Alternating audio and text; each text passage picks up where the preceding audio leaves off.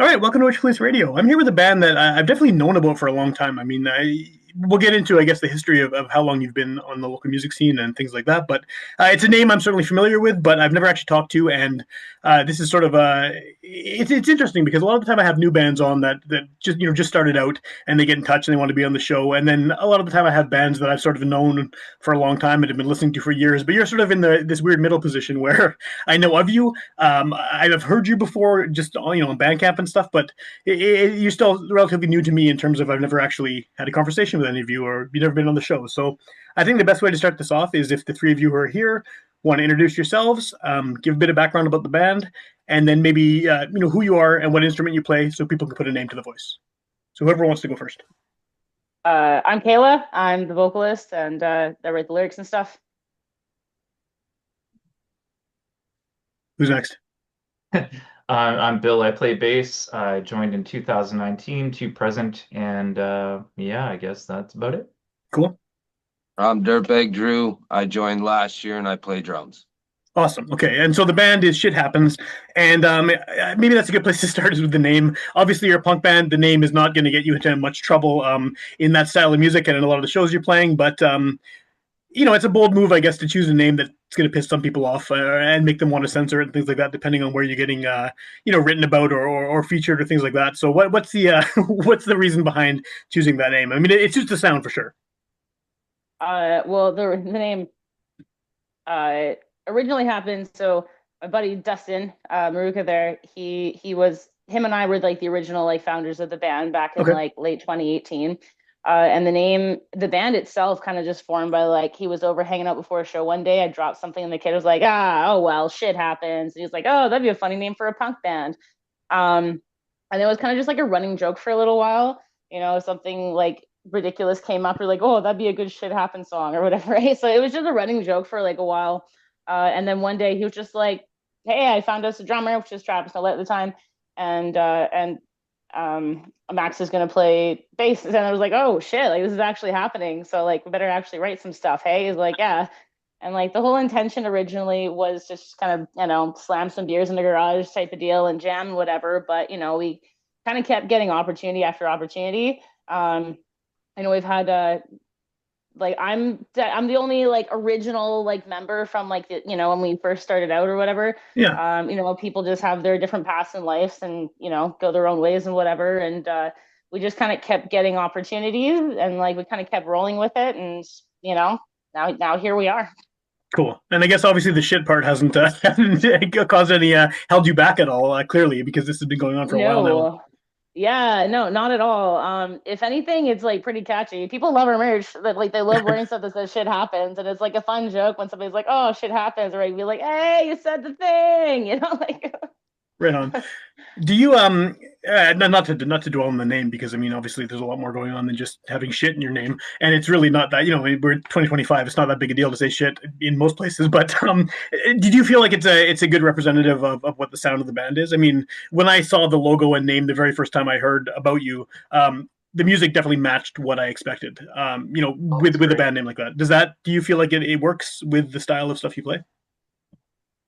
I Uh, do. I Yeah. think so, yeah. Yeah. I mean, we kind of just do whatever. Like we don't like most of the songs or whatever like formed around like my lyrics first because like I can't play an instrument to save the life of me, but I used to do like slam poetry stuff like back in the day. So whatever like catchy like lyrics or like, kind of chancy stuff or whatever I think of and then, the guys kind of form it around it. So I don't know, like we have a pretty wide variety of songs and we just kind of throw them together and is that like shit just kind of happens. So like I feel like the name is perfect. For sure, yeah. And I mean, obviously, it's easy to describe you as a punk band. I think it's one of those questions that everyone hates answering because it's so hard. It's harder than it ever used to be to define what kind of music a band plays because there's so many subgenres and something core and offshoots of this and that. Do you have like a quick way to describe sort of what it is you do, or is punk band sort of just the go to? We kind of, I don't know, people have like called us quite a few different things. Like in when we for like first released our demo and there was like an article on us that considered us drunk punk. Okay. And then I was like, okay, I guess there's that. And then later on when we came out with our song Cancel Us Next Tuesday, Everybody kind of was joking, saying that we're cunt core. Right. So we kind of roll with like, yeah, we're like drunk punk, cunt core, do whatever the fuck we want, pretty much, you know. But I guess like punk is the easiest way to just kind of like, general term it. Okay, fair enough. Yeah. Well, what about the other guys? Do you sort of feel the same way about the genre thing? I do. Absolutely, yeah. Yeah. And it's not, it is a coincidence that our songs, we do have several songs with the word shit in them. So I think it rolls with the name pretty well. And if people aren't offended by shit in our name, they might be offended by the content of our songs because it's no shit's given, assault to the ears. The way that we write songs is totally unique in the way where Kayla just spits out the words first, and then we write a song to those lyrics, to those words, just kind of capturing the cadence and how the words flow out, and we just okay, well, there's a guitar riff for that, and then there's a bass line for that, and it just kind of all comes together. Like we don't do it traditionally where we write the song first. We Yeah. we go by the lyrics first, which was really interesting for me. Is that I imagine that's, I mean, if you've been in other bands where they've done it in a more traditional way, that's obviously going to be a bit of a change. I guess, maybe as far as the lyrics are concerned, are those being written with any kind of music in mind at all? Like, do you have an idea when you're writing lyrics, sort of, what, how fast you want the song to be, what sort of vibe you want it to have, or is that completely left open to the other members? No, I usually like have a vibe of it. I can I can spit lyrics pretty fast. So I'm like, this one's gonna be a fast as fuck one today, guys.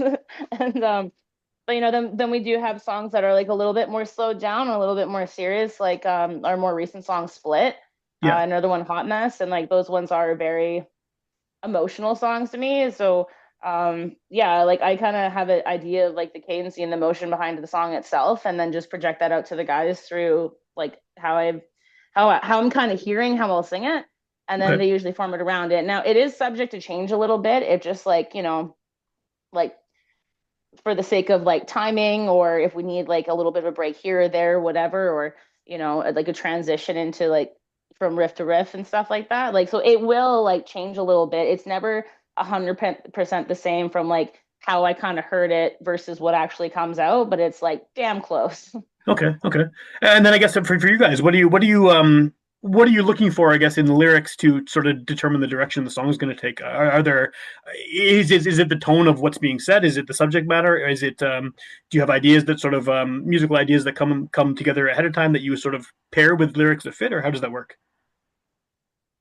Well, for me, it's Kayla's passion. It's what she spits out. She really means it. It comes right from the heart. It's very authentic. It's not fabricated in any way. And even if it's a silly song, it still has a more of a meaning to it. And I don't know. It's really cool because people can interpret the songs however they want, Yeah. but there is certainly a meaning behind each one, and that's what drives me to really motivate me to really write a good song to it, a good bass line to it, maybe some backup vocals or something. Yeah, it's just the authenticity for me is what makes me really proud of this band. Cool. Well, that's an interesting thing too, because that actually comes up a lot on this show. Whether I'm talking to a punk band or a rapper or a country singer or whatever it is, jazz player, there's definitely this feeling that Winnipeg audiences have a really kind of, a really high shit detector. Like they know when someone is not doing something that's genuine or authentic, and I feel like that authenticity thing sort of goes, across all different kinds of bands. There's lots of artists in the city who go out of their way to sort of be themselves and put that on record. And I think that might be why, Winnipeg is such a diverse music scene, because people are okay with sort of doing their own thing, right? I mean, in some cities, maybe a band like yours would sound totally different because of the culture and the vibe and everything around it. So 100%, yeah. yeah, that's good to hear. I like yeah, I like hearing people are into the authenticity thing. So but you have a new record out, and I was listening to the record, today, and earlier as well, but on Bandcamp, and I noticed that it always tells you sort of the number of songs and the length of the record. And this Mhm. was, 10 songs in 20 minutes, which is great to see. I mean, what you were just saying, not too long ago about the speed of the songs. And there's one song that's over 3 minutes, and I think there was two that are over 2 minutes. The rest are just sort of right in that, under 2 minute mark. Was that planned? I mean, to get it almost exactly, 20 minutes and 10 songs, or is it just how it worked out? It's No. just how it worked out. Yeah. That's pretty Is good. that what And it we, is? That's what it Sheila's got a says. lot to yeah, say in a very short period of time, so she just makes it happen. Yeah. but it's kind of Holy funny shit. because like if you like on like the actual like we printed out like some CDs and stuff and we got like the what's it called?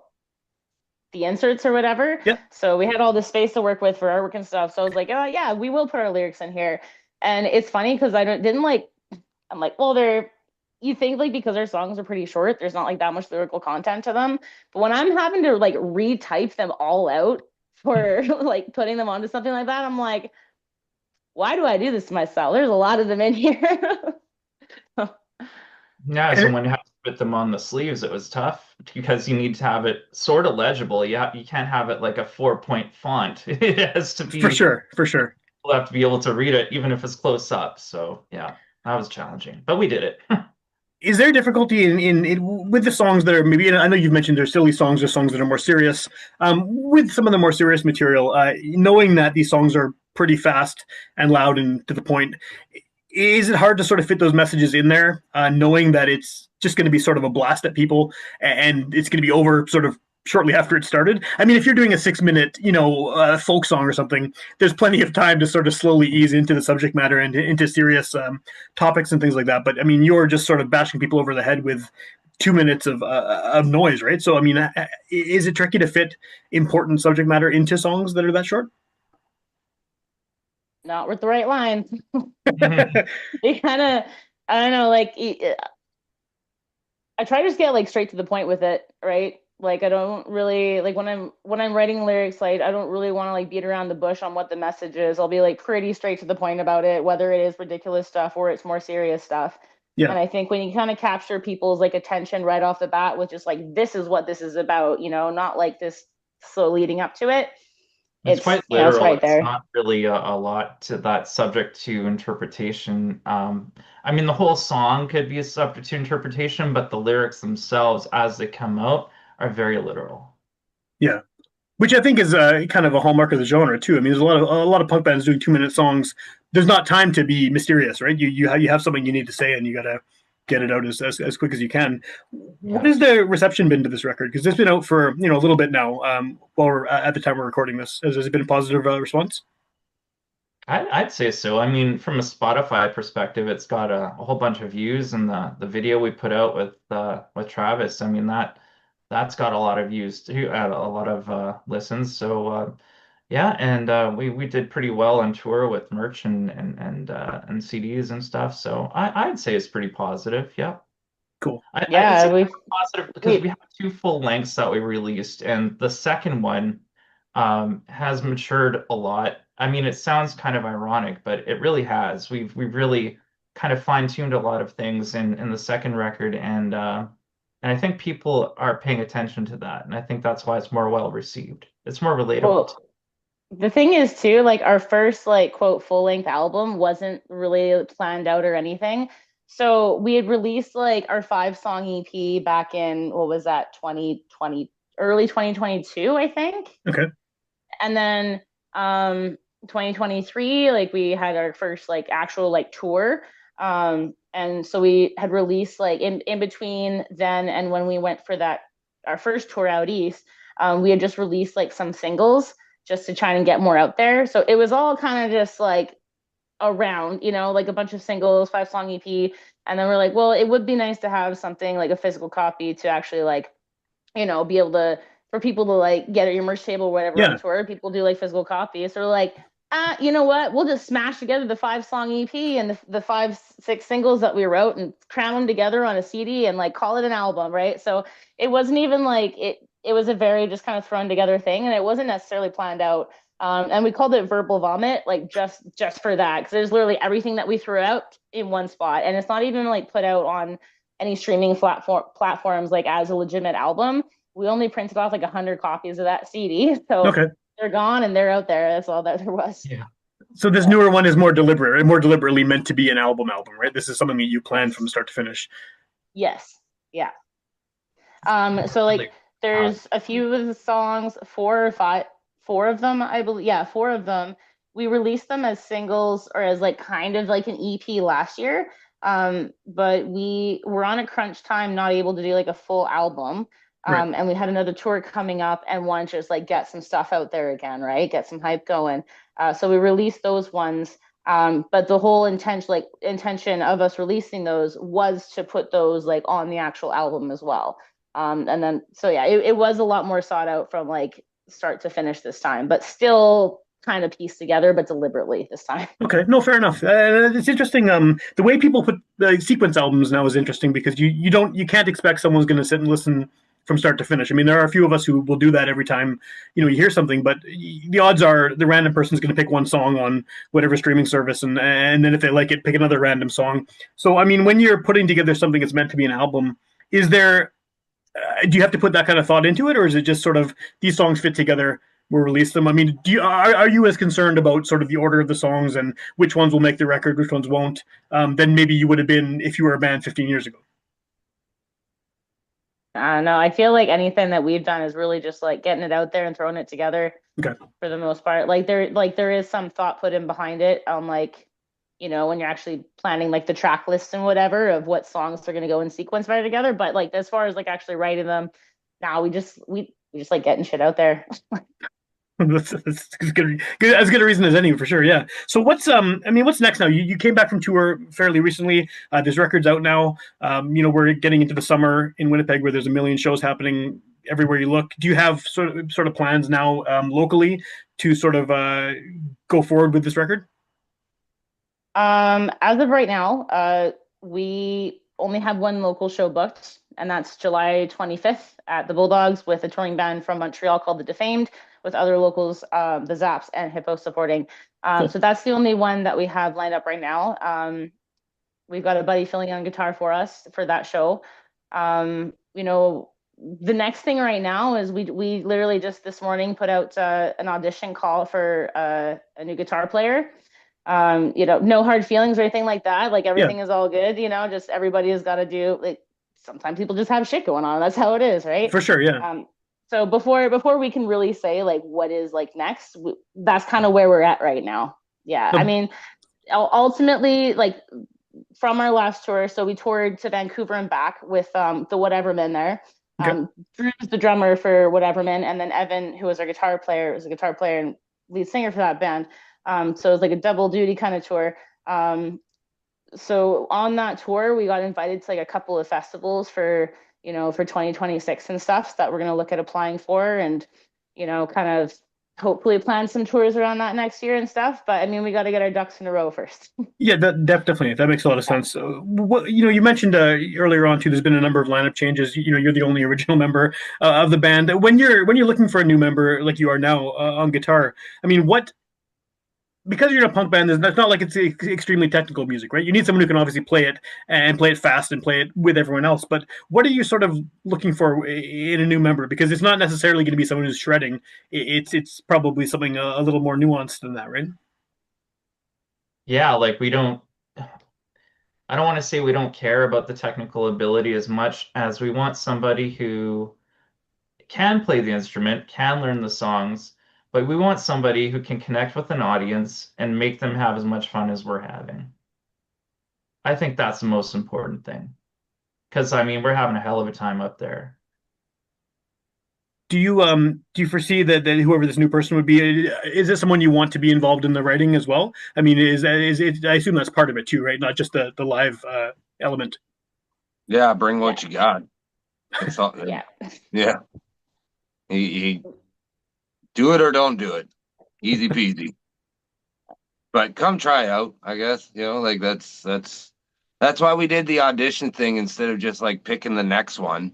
Mhm. It's like, no, let's see who wants to do it Yeah. with us. And it's not a game. Like it's not like we're holding auditions because we're open to the idea of somebody with creativity who has the ability to have a good time and also keep up with what we're doing. Mhm. And it's first one that like can like, oh man, it's not a game. It's like the one that vibes the best will get the job, but Yeah.